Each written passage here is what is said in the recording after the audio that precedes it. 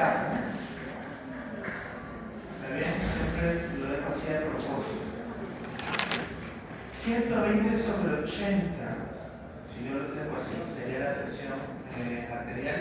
No. Esto debe de estar acompañado de ¿qué? De 2 milímetros de mercurio. Lamentablemente, aunque lo menciono y lo repito, en las evaluaciones muchos nos olvidamos y solamente colocamos las cifras sin unidad.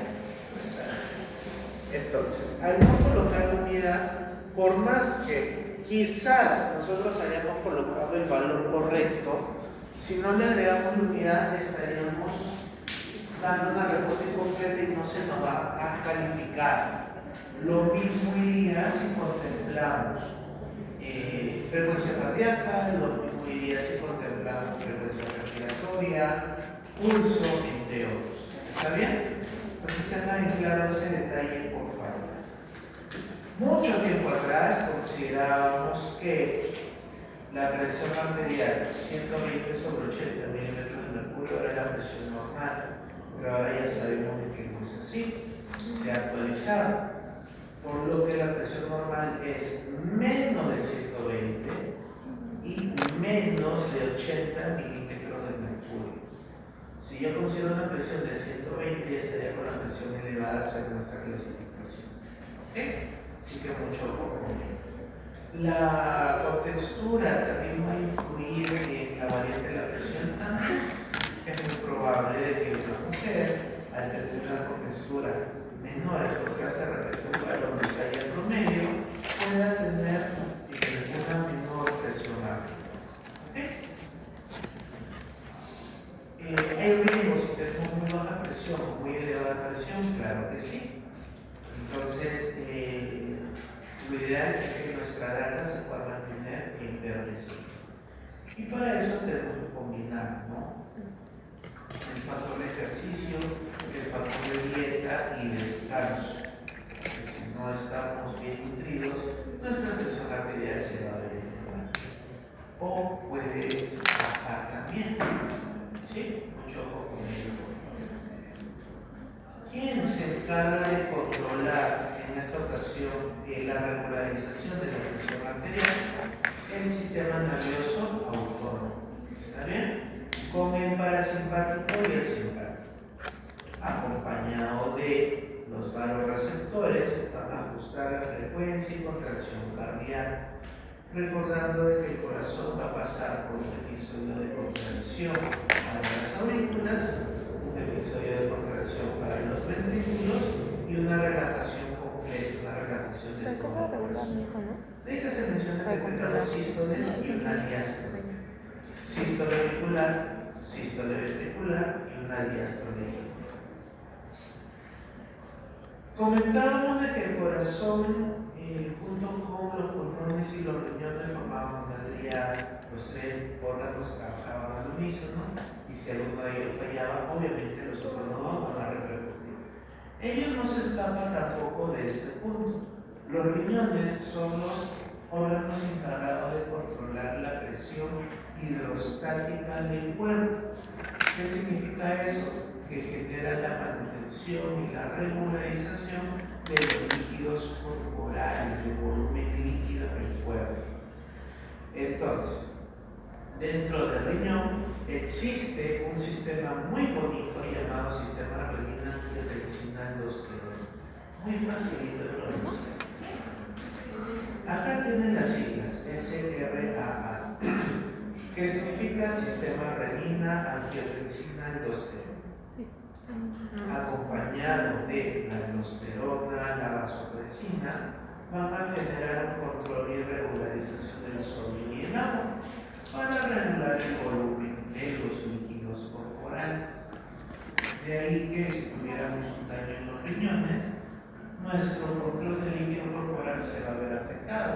Podemos orinar mucho, podemos orinar poco, podemos usar bastante, suar poquito, podemos asimilar mucho o poco líquido. ¿Okay? Una situación muy importante a considerar, sobre todo teniendo en cuenta de que estos daños pueden ser permanentes en el peor de los escenarios. Es importante mantener la presión arterial en el rango. Eso asegura la perfusión del cerebro, el corazón y el riñón. Si aumenta la presión arterial, va a dañar los vasos y los órganos. Y si baja la presión arterial, vamos a tener una hipoperfusión y el riesgo de síncope. ¿Han visto? Sí, se fue la voz. En los cómics, en los animes, cuando alguien se enoja, ¿qué le suele salir por acá? ¿Qué es eso?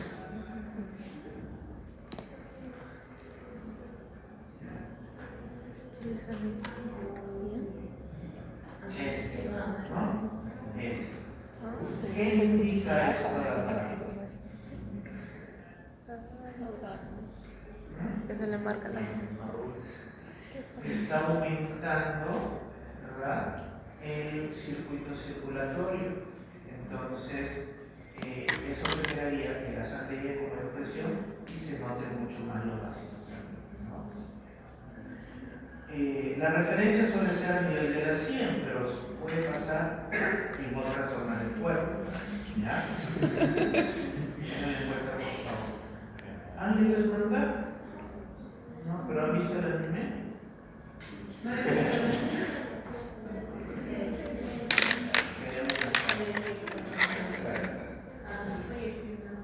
Proseguimos entonces. Si aumenta la presión, obviamente las paredes de los vasos pueden dañarse y generaría problemas muy grandes.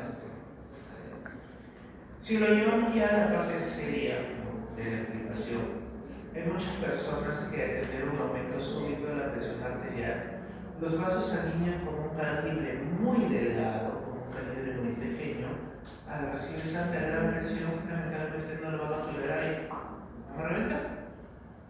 ¿En dónde se suele ver eso?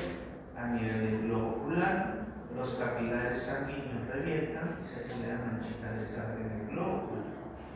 En las fosas nasales, la mucosa de las fosas nasales, por más que está presente y es delgada, debajo tenemos muchos vasos sanguíneos. Entonces, si aumenta la presión, también puede salir la sangre por ahí. ¿Ok? ¿Ah? ¿Qué es perfusión? ¿Perfusión o perfusión? Hablaríamos de llenado y relación del cerebro. El término ahorita de lleno los arquitectos vamos a ayudarnos con el término del cerebro, flujo prostígeno y constante irrigación. Irrigación del cerebro. Ahora aprovechamos esto de acá.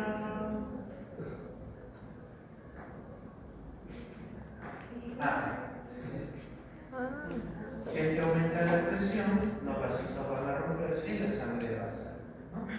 ¿Qué no? Aumenta. Acá, este es imperfusión. O sea, está aumentando. No, este es un ejemplo extremo, pero sí puede pasar, ¿no? Tener en consideración. ¿Qué factores van a afectar la presión? El estilo de vida, la dieta, ingesta de sal, grasas saturadas,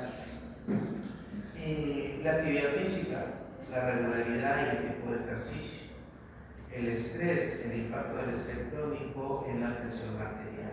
Consideremos de que nosotros tenemos una hormona relacionada con el estrés, ¿cómo se llama?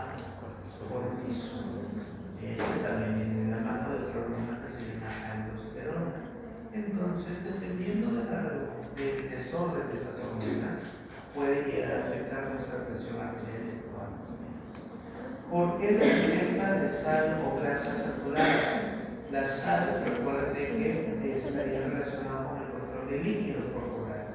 Y por el otro lado, la grasa saturada podría generar un aumento del contenido graso en los vasos, pudiendo tener la llamada arteriosclerosis, ¿no? Por lo que se estaría obstruyendo un vaso sanguíneo por el acúmulo de esto. Recuerdo que llegamos a ver un dibujito la semana pasada. Nos vamos por aquí. en nuestros vasitos sanguíneos, se va a acumular en las paredes y va a disminuir el flujo de sangre hacia cualquier órgano. Entonces, si esta fuera una arteria coronaria, ¿qué ocurriría esto? Puede que la sangre no llegue por completo o no llegue al corazón, pudiendo generar el infarto. Por eso es muy peligroso cuando tenemos colesterol muy elevado. No es lo mismo que sea algo muy ocasional a que una persona tuviera esto durante muchos años. ¿Sí? Por eso el pronóstico es reservado y de ahí que se menciona que personas como decía tienen riesgo de tener algún problema cardíaco. Ninguno de ellos podría ser este. ¿Está bien? Tengan en cuenta, por favor. Factores genéticos, la influencia hereditaria, la susceptibilidad de hipertensión. Cuando nos hacen un chequeo de rutina, pasamos al hospital y este relato clínico no le da la amnesia, antecedentes familiares de hipertensión. ¿Por qué? Que si mamá, abuela, tía, bisabuela tiene hipertensión, es muy probable que ellos también lo puedan heredar. De igual manera que papá, abuelo, bisabuelo, ¿no? Condiciones médicas, enfermedades renales, diabetes, obesidad como factores de riesgo para alteraciones en la presión arterial. Cualquier enfermedad sistémica, mientras que afecte a pulmón, riñón o corazón, o a los tres, tendría sí o sí un desequilibrio en nuestra presión arterial.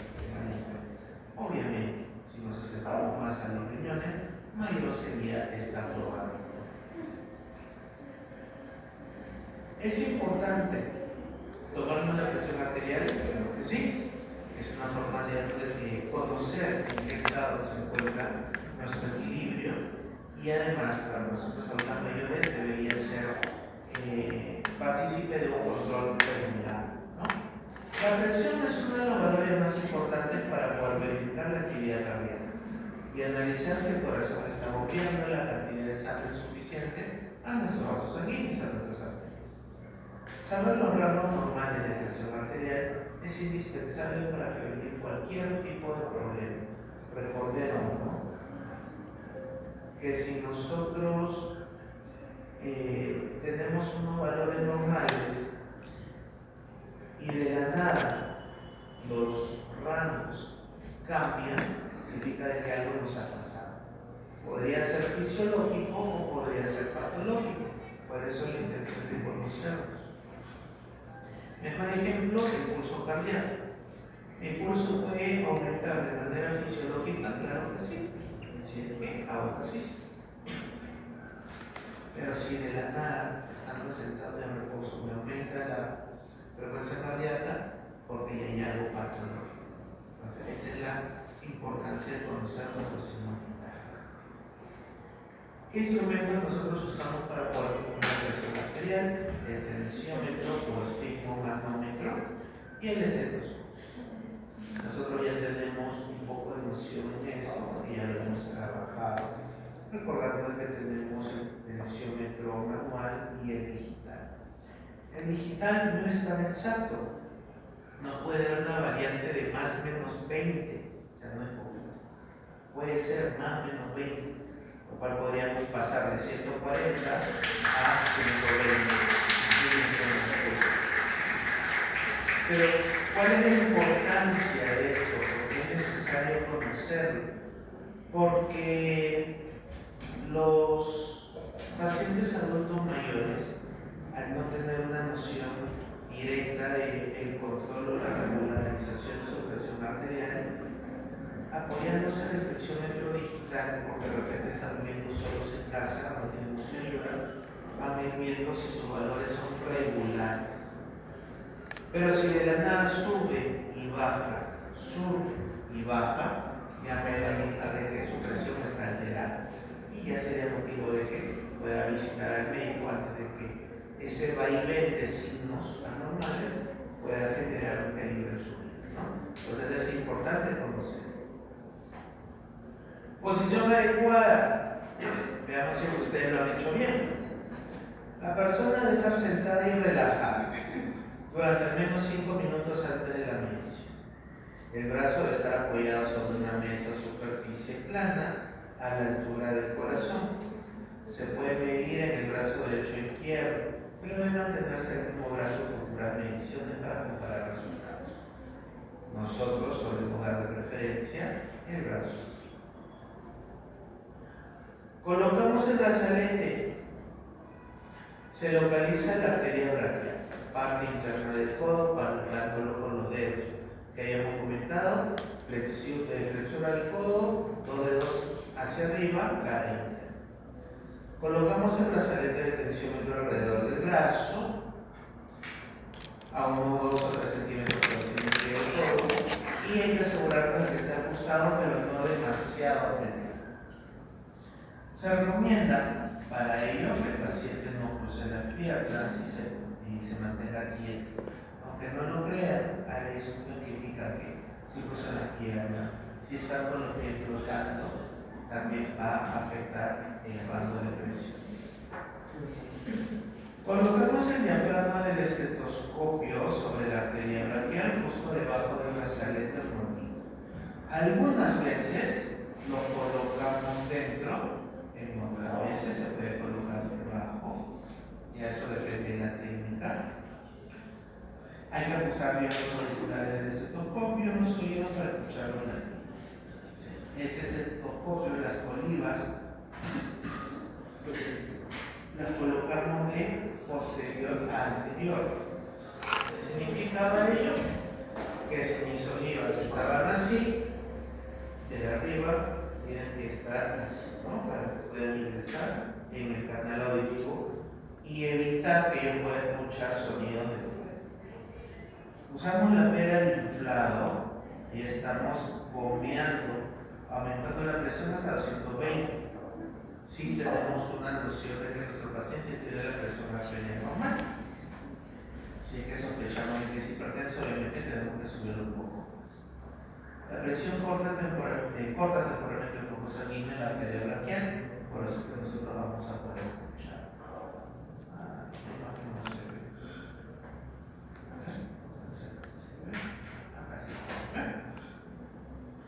Vamos a abrir la válvula lentamente y giramos, en este caso en sentido antihorario, para liberar la presión. Lo que debemos de considerar aquí es que debemos de disminuir de 2 a 3 milímetros de mercurio por segundo. No se abre por completo, sino de manera muy leve. El primer golpe fuerte, el primer sonido audible, indica la presión sistólica, que es la presión máxima. El último sonido audible, cuando los latidos desaparecen, indica la presión diástole. Entonces, si nosotros vemos el siguiente video,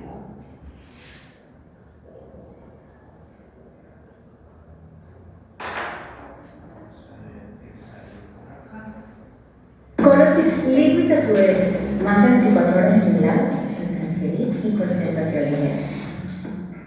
Ahí, escuchan, mira.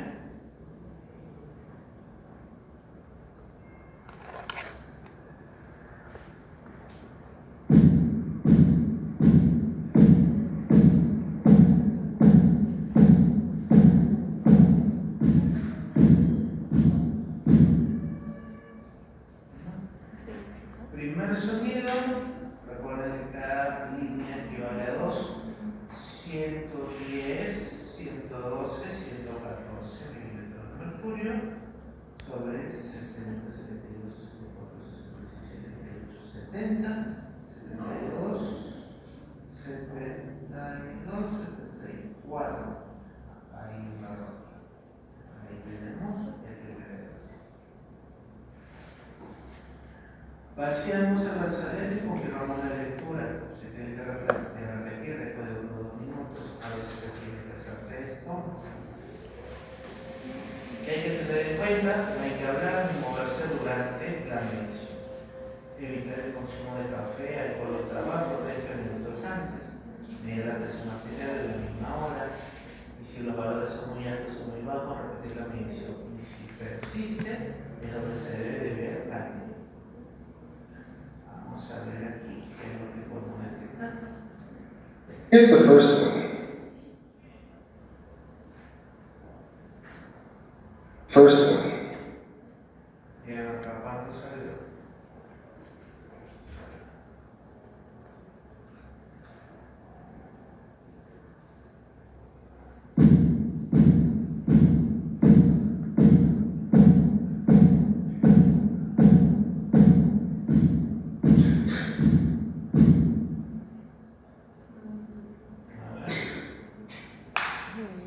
¿Cuánto salió?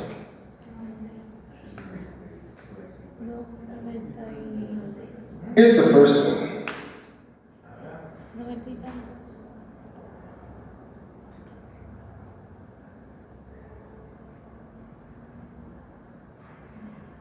¿De dónde estuvo? 96. 90, 92, 94, 96. A 94. Notar, ¿no? 95. 92, 94, 96. Perfecto.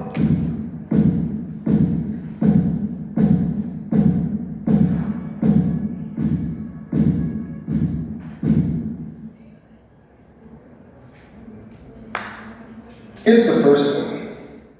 ¿Termina?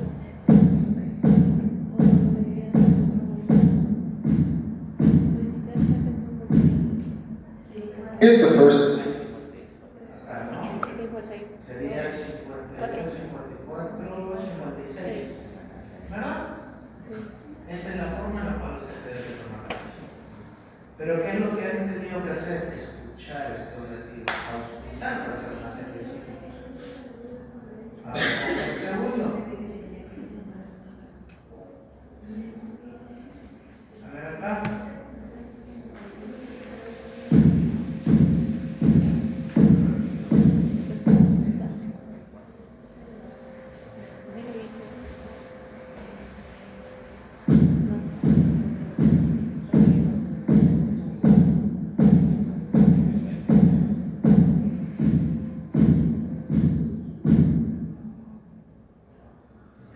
¿Cuánto?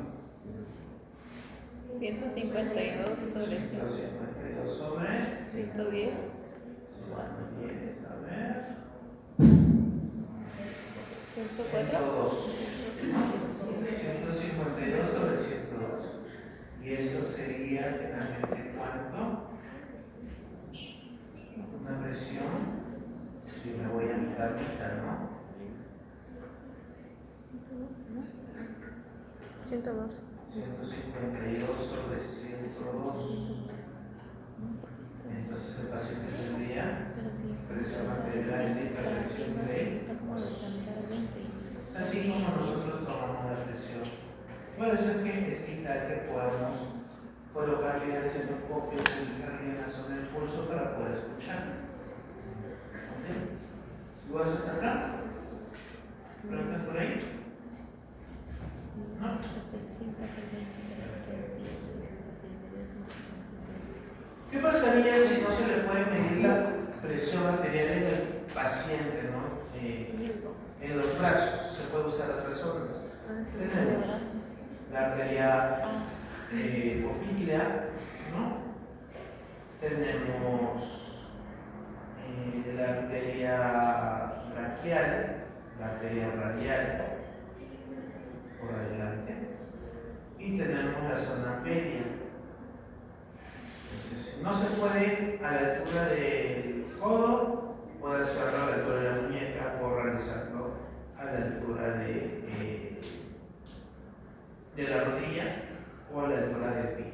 ¿Está bien? Entonces, marqué diferentes zonas donde podemos tener en cuenta. Las dietas bajas en sodio pueden reducir el riesgo de presión arterial alta. Una enfermedad asociada a muchos factores, algo que ya no conocemos, está relacionado a que en nuestra carrera. Las dietas que incluyen alimentos, buena fuente de potasio y que son bajos en sodio pueden reducir el riesgo de presión arterial alta y de un accidente cerebrovascular. Entonces, dentro de nuestro plan de dieta, ¿no?, que le vayamos a hacer a nuestros futuros pacientes, lo ideal es mantener ese tipo de circunstancias. sobre todo si tenemos pacientes adultos o adultos mayores, que la idea es que vayan teniendo un mejor estilo de vida, ¿no? Un estilo de vida más saludable. La dieta va a influir demasiado. Y prácticamente ustedes van a tener el control sobre el estilo de vida de nuestros pacientes y que sabemos llegar a ellos. No hay nada seguro que le podamos decir a nuestro paciente que haga X cosas y si al final no lo hace, ya es parte de la capacidad que ustedes van a tener, ¿no? De tratar de convencer, de darle las herramientas a sus pacientes y que ellos lo valoren y lo trabajen. ¿Está bien? Por sus servicios que ustedes van a dar. El pulso, en este caso, es la onda de presión que se propaga a través de las arterias cuando el corazón se contrae. Permite evaluar la salud cardiovascular y la perfusión, o sea, la irrigación de los músculos. Hay que tener en cuenta cómo se genera el pulso. Ocurre durante la sístole cardíaca cuando el ventrículo izquierdo se expulsa la sangre a través de la arteria aorta. O sea, en esta contracción, que es la más fuerte por parte de nuestro corazón, es donde se estaría originando el pulso. Cada vez que nosotros percibimos el pulso, porque nuestro corazón está haciendo eso. Sí. Recuerden que el corazón está trabajando y trabajando sin parar. La transmisión del pulso es la propagación a lo largo de las arterias y las cintas musculares. Recordando un poquito el sistema muscular, cómo se va a ir contrayendo y relajando estas partes del músculo cardíaco. Y el pulso debe tener una velocidad de propagación, una amplitud, además de una frecuencia y un ritmo. Si es que hay un ritmo irregular, si tenemos una alteración de la frecuencia, estaríamos nosotros suponiendo que nuestro paciente pueda tener alguna arritmia, dependiendo obviamente si está en reposo, porque si está en actividad y después de ello hay un cambio brusco en el pulso, es muy probable que sea resultante de esta actividad. Tengan en cuenta que la frecuencia cardíaca se suele evaluar como 220 en una edad, por lo que es una barbaridad significativa. ¿Okay? Zonas de medición del pulso, los más conocidos, el radial, carotidio, femoral interno. Pero fuera del carotidio, está bien que está acá, fuera del femoral y fuera del pélvido, tenemos el humeral o braquial, el temporal, el axilar, tenemos el cubital, tenemos el popliteo y el tibial anterior. Todas estas zonas lo que buscaría es esto. Miren por favor, una correcta medición usando 4 dedos, no solo dejando uno, y el soporte es en bloque, no debemos de presionar con mucha fuerza y siempre buscando ese sanduchito que comentábamos nosotros en nuestra práctica, ¿no? Dedo, arteria y la superficie dura, ¿no? La superficie ósea, ya que si no estamos con esa superficie ósea va a ser más difícil poder encontrar la zona de pulso. Recordemos de que nosotros por aquí de manera superficial podemos ver la ruta de nuestras venas, más no de las arterias. Las arterias se encuentran en un plano más profundo, por eso es que tenemos que ejercer cierta presión. ¿Sí? ¿Dudas hasta acá? ¿Preguntas por ahí? No.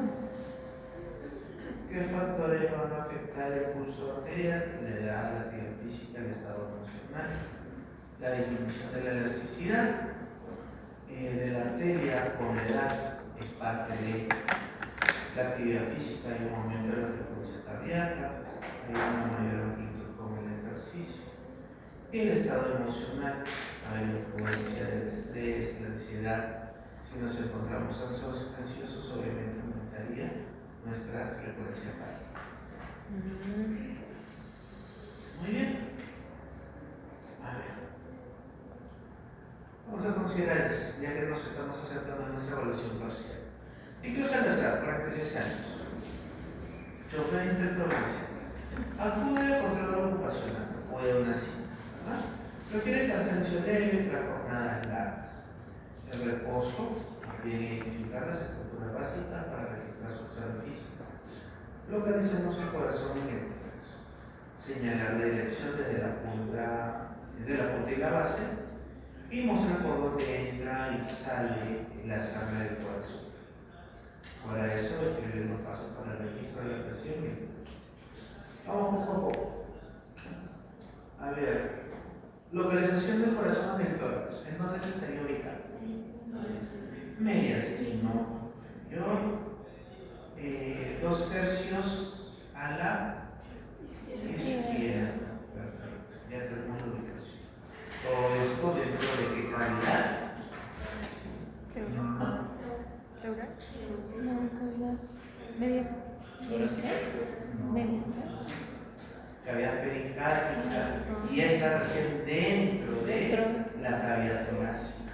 Va a estar cubierta por un tejido que se llama pericardio, el cual tiene 3 capas. La primera capa, la más externa, ¿cómo se llama?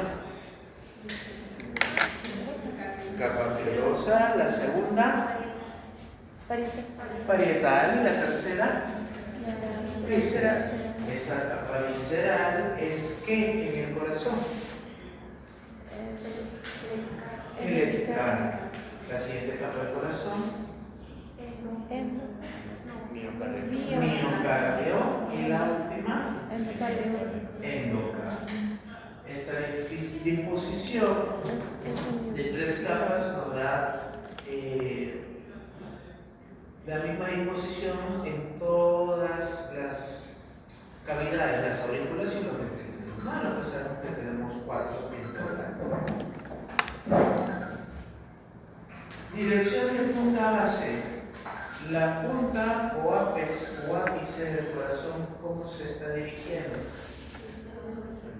Hacia abajo, izquierda y hacia adelante. Y la base superior, hacia atrás y hacia adelante. Perfecto. ¿Por dónde entra y sale la sangre del corazón? Desde el lado superior e inferior hacia auricular derecha y sale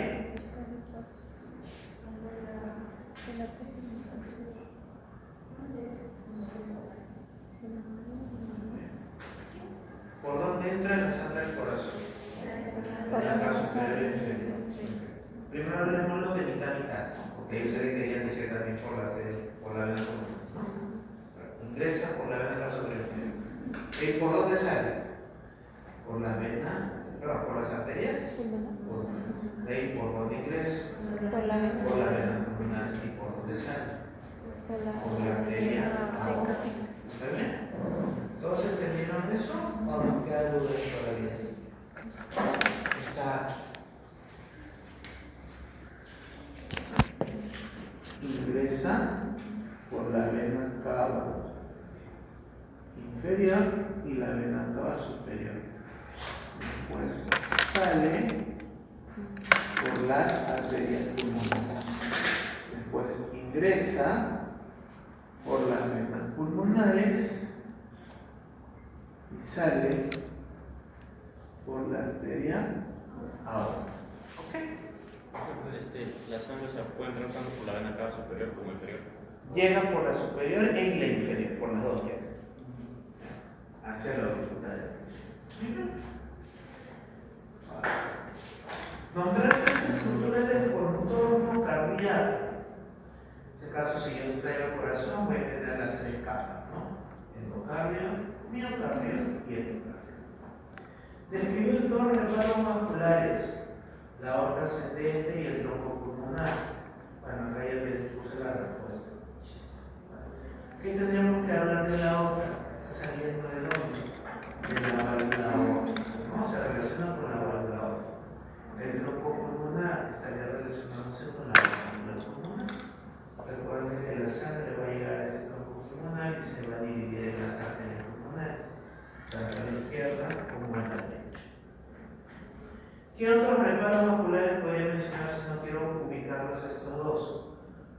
hablar de la vena cava superior, vena cava inferior, o también voy a hablar de las venas pulmonares. ¿Está bien? O sea, que hay 4 estructuras de las cuales yo podría considerar. Clasifica a nivel general 2 vasos del esquema, como arteria versus vena según dirección del flujo. Aquí podríamos hacer entonces una diferencia entre arteria y vena, lo cual ya lo hemos conversado el día de hoy. ¿Qué características podríamos hablar de las arterias? Capa muscular gruesa. Mayor presión, Histológica. el color de la sangre, no el color de la arteria. Oxígeno. Generalmente una arteria y una vena tienen un color similar como tejido. Las venas las solemos ver más oscuritas, ¿por qué? Por el tema de esta sangre con menor cantidad de oxígeno. Pero si lo vemos como un tejido, al final son oscuritos con un color similar. El color del contenido es lo que define, ¿no? La sangre de las arterias tiende a ser mucho más clara, la sangre de las venas tiende a ser un color más oscuro. Tenemos presión, tenemos color de la sangre. ¿Qué más? Las arterias son más flexibles. Las arterias son más flexibles. Las arterias son más elásticas, las venas no lo son tanto. ¿Qué había mencionado? Las capas, si lo vemos a nivel histológico, la capa media de las arterias es más gruesa, mientras que las venas, la capa adventicia de mayor grosor. ¿Qué más? Las venas son más superficiales, las arterias son más profundas. Las venas suelen llevar sangre no oxigenada, a excepción de la vena pulmonar. Ahí, hasta ahí estaremos respondiendo bien. Si decimos que las venas llevan sangre no oxigenada, de cierta manera hay un error, ¿no? A excepción de la vena pulmonar. Las arterias llevan sangre oxigenada, a excepción de las arterias pulmonares. ¿Ok? Porque las arterias pulmonares están llevando sangre no oxigenada. Y recordar, ¿no? Las venas pulmonares están llevando sangre oxigenada hacia el corazón. ¿Listo? Describir a nivel histológico el endocardio, miocardio y el epicardio. Bueno, ¿cuál de los tres tiene un endotelio delgado de endotelio simple? El Endocardio. ¿Cuál tiene células musculares estriadas con núcleo central? Miocardio. El miocardio. ¿Y cuál tiene en este caso un contenido seroso y fibras colágenas? El epicardio. Entonces ahí tenemos las tres definiciones. Recordemos algo muy importante. Nuestro examen nos va a llevar, en este caso, el caso de una persona, como ahorita lo pueden ver, pero no estoy pidiendo, porque estas indicaciones es para ayudar a lo que está acá, ¿está bien? Pero en ningún momento se les está pidiendo diagnosticar, en ningún momento les estamos pidiendo que nos digan cuál es el tratamiento que necesita el paciente. Lo pongo a modo de salvamos, pero para que se entienda, no les estoy pidiendo que digan a qué hospital o de qué lado se le asignó el paciente. Lo que quiero que ustedes respondan siempre es descripción de lo que ya conocemos, de lo que hemos visto a nivel de teoría y a nivel de práctica. ¿Está bien? A veces nos puede ganar la adrenalina y al querer responder en nuestras evaluaciones, ponemos de todo. Hasta la evaluación voy a llorar. Fácil.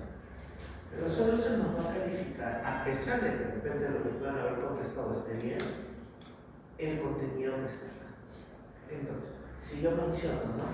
Es que el señor de repente tenía obesidad, era hipertenso, tiene probabilidad de problemas cardíacos, quizás está con IMC de tanto. Puedo responder perfectamente todo esto, pero si en un momento he mencionado las partes del corazón que me están pidiendo, yo menciono mencionado diferencia entre la PIB, no he mencionado de repente la circulación mayor versus la circulación menor, voy a tener cero en dicha evaluación. Consideren por favor estos ejemplos que tenemos en el apartado del tema aprendido como una práctica previa al momento de nuestra evaluación. Y ahora, a este punto, siendo 22 de septiembre, nuestra quinta semana, ¿realmente han visto esto en sus PPT? Porque han tenido 5 veces incluyendo esto. ¿Se han puesto a resolverlos? ¿Se han dado el tiempo de leerlos? Eso ya es cosa de ustedes, ¿no? Que ahí lo tienen. Y esto es prácticamente su evaluación parcial y su evaluación final. Entonces, si no lo puedo practicar y no tuviera las herramientas para hacerlo, al momento de mi evaluación parcial, me voy a lamentar de no haber hecho esto. Y esto ahorita lo hemos hecho con ustedes en que unos 5 minutos nada más. Y extendiéndolo.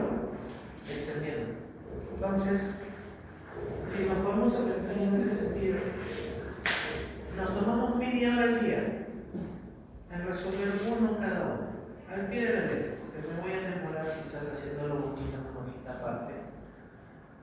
Si me pongo a realizar ello, va a ser una manera similar a la información, tener memoria también de lo que estoy escribiendo. De esa manera voy a poder responder mejor mi evaluación. Ustedes al momento de verlo desde el punto de vista del apartado teórico, algunos podemos pecar de confiados y decir, no tengo una PPT, no voy a leer antes. Pero recuerden que su examen ya no es un cuestionario, es análisis. Entonces, a diferencia de tener una pregunta con 5 alternativas donde yo puedo decir que tengo una idea de momento, o descartar y a ver si me sale la respuesta, si atino la alternativa correcta, ahora las evaluaciones son de análisis. Entonces, yo para poder tener un buen análisis, sí o sí necesito una base. Y la base se les está dando desde la enseñanza profesional. Que lo usemos o no es responsabilidad de nosotros. Y este ejemplo lo hicimos hace una semana esta vez y me equivoqué en papel. Algunos practicamos bien, otros lamentablemente todavía nos quedamos atrás. Entonces tengan en cuenta ello. El día de mañana tenemos nuestras prácticas de anatomía, prácticas de histología. De igual manera,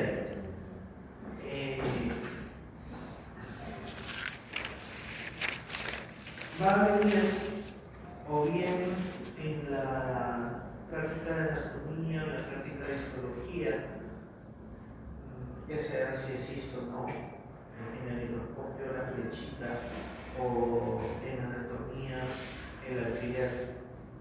Se va a señalar algo y ustedes lo tienen que colocar. Por el momento es el nombre. ¿Qué es lo que se está señalando?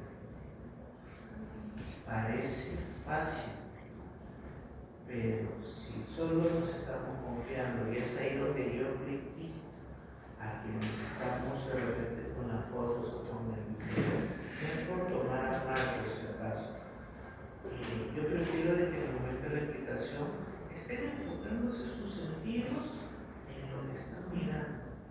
Y después, no les estoy pidiendo que graben, después pueden sacar su celular y le pueden tomar la foto, pueden tomar el video si no lo conviene.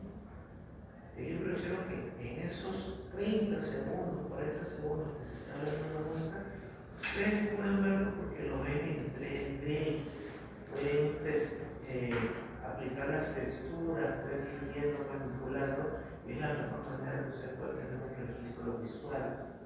Porque si yo lo tengo en mi celular, ya sea con foto o con video, lo voy a seguir en el modelo. Y en el examen yo no voy a tener una foto, yo voy a tener una muestra. La mayoría nos estamos perfilando con la foto, con el video, ya en casa lo leo. Bueno, ya en casa lo veo, lo escucho. Si lo hacemos, genial. Pero si somos conscientes, desde el primer video que yo grabé como alumno, en mi práctica de la semana 1, llegando a casa, no usar ese video